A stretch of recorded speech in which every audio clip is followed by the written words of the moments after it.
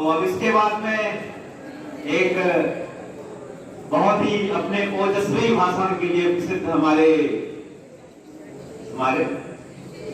अच्छा पता है तो सरस्वती सर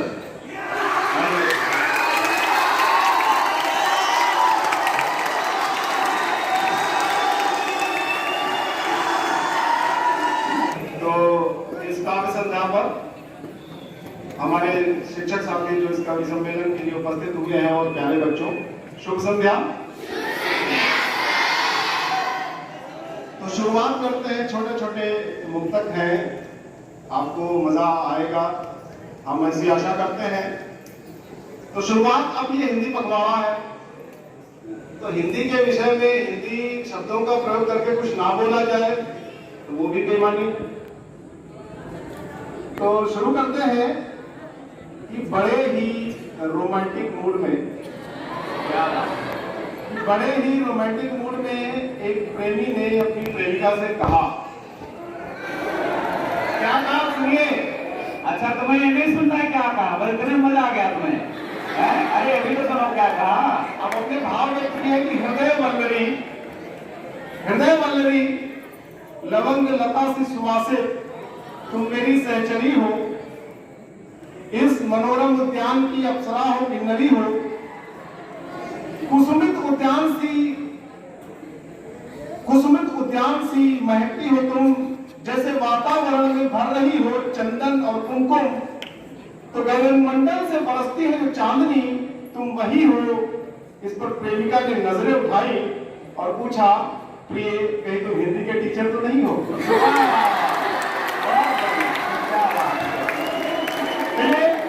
अब थोड़ा हिंदी विषय से हटकर आते हैं केमिस्ट्री पर।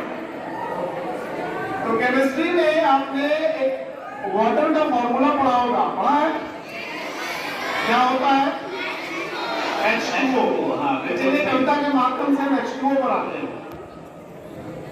कि शर्मा जी की पत्नी जब भी पड़ोसन की कोई नई साड़ी देखती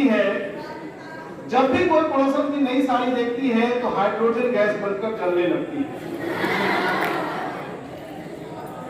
और उसका ये जलना देखकर पड़ोसन उसे और नई साड़ी लाकर दिखाती है, यानी कि उसको गैस बनकर जलने में सहायता पहुंचाती है। और उसका ये जलना देखकर मेरा सारा धन पानी बनकर बह जाता है। उसका ये जलना देखकर मेरा सारा धन पानी बनकर बह जाता है। H2O क्या है? H2O, हाइड्रोजन गैस जल रही है, ऑक्सीजन बनकर उसकी जलने में सहायता कर रही है।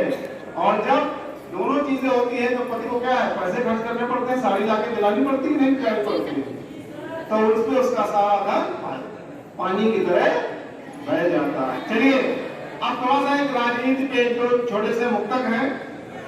राजनीति पर क्या है कि एक नेता अपने ड्राइवर से बोले कि आज हम कार चलाएंगे। एक नेता जी अपने ड्राइवर से बोले कि कार आज हम चलाएंगे। ड्राइवर बोला तो हम नीचे उतर जाएंगे। नेताजी बोले, तुम्हें मेरे साथ पीछे बैठकर चलने में क्या परेशानी हो जाएगी? उसने कहा, नेताजी ये कार है, सरकार नहीं जो राम के भरोसे चल जाएगी। एक नगर के चौराहे पर देखा एक नजारा, बाबा साहब की प्रतिमा हाथ उठाकर कर रही थी इशारा कि अपने लक्ष्य की ओर बढ़ो। मैंने सोचा इनका कहना है कि उधर क्या लिखा है पढ़ो, और उनकी उंगली के ठीक सामने जब नजर गई है तो लिखा था मधुशाला यही है। क्या बात है। चलिए अब शुरुआत करते हैं। एक कविता है और कविता में कई कवियों के अपने भाव हैं। स्थिति क्या है कि एक युवती छज्जे पर, छत का एक हिस्सा होता ना आगे का, उस पर बैठी है, कुछ उदास सी बैठी है। लेकिन कवियों को यह लग रहा है कि वो उदास सी बैठी नहीं है, लग रहा है कि वो आत्महत्या करने को बैठी है। तो कई सारे कवि आपने अपने पाठ्य पुस्तकों में भी पढ़े होंगे। तो सबकी अपनी अपनी विधा है उसको व्यक्त करने की, तो देखकर उनको जो लग रहा है वो उसने अपने भाव व्यक्त कर रहे हैं।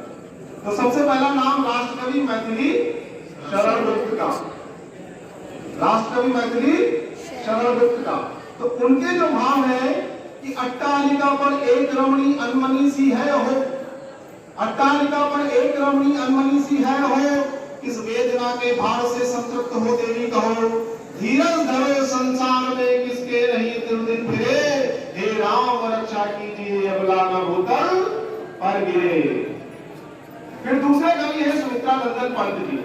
आपको पता है कि ये प्रकृति के बड़े अच्छे कवि माने जाते हैं। आपकी किताबों में इनकी पहली कविता आपको अक्सर मिलेगी। सही कह रहे हैं सर? बिल्कुल बिल्कुल। हाँ, तो ये कहते हैं कि स्वर्ण सौध के रजत शिखर पर चिर नूतन चिर सुंदर प्रतिपल, उन्मन उन्मन अपलक नीरव, शशमुख पर कोमल कुंतक, पटकस्मस कर यौवन घट, छल छल करती निर्मल दृग्जल, अति मौन कौन रूपसी, बोलो प्रिय बोलो ना। लेकिन उनके भाव आप समझिए कि वो क्या कहना चाह रहे हैं। एक्चुअली फिर उसके बाद एक वीर रस के कवि हुए रामधारी सिंह दिनकर। पढ़िए उनकी कविता है। तो रामधारी सिंह दिनकर जी कहते हैं, दग्ध हृदय में धधक रही उत्तम प्रेम की ज्वाला, हिमगिर के उच्च निचोड़ छोड़ पाताल बनो विकराला, ले ध्वंसों के निर्माण त्राण से गोद भरो पृथ्वी की, छत पर से मत गिरो गिरो अंबर से वज्र सरी की। अच्छा, फिर उसके बाद जो कवि है काका हाथरसी। ये कोई बहुत ही अच्छी कवि का नाम लिया है, काका हाथरसी। काका हाथरसी बहुत अच्छे कवि हैं और इनकी कविताओं में अपना नाम इनका जरूर आता है। तो कहते हैं, छोरी बैठी छत पर कूदन को तैयार, छोरी बैठी छत पर कूदन को तैयार, नीचे पक्का फर्श है भली करे सरकार, और भली करे सरकार न दे दे कोई धक्का, ऊपर मोटी नार नीचे पतरे कक्का, पतरे, ठीक है, पतरे कक्का, कहे काका कबीराए अरीमत आगे बढ़ना, उधर कूदना मेरे ऊपर मत गिर पड़ना। फिर उसके बाद श्याम नारायण पांडे जी, ये भी वीर रस के ही कवि है। ये देखकर क्या कहते हैं, ओ घमंड मंडिनी अखंड खंड खंडिनी, वीरता विमंडिनी प्रचंड चंड चंडिनी, सिंहनी की ठान से आन बान शान से, मान से गुमान से तुम गिरो मदान से।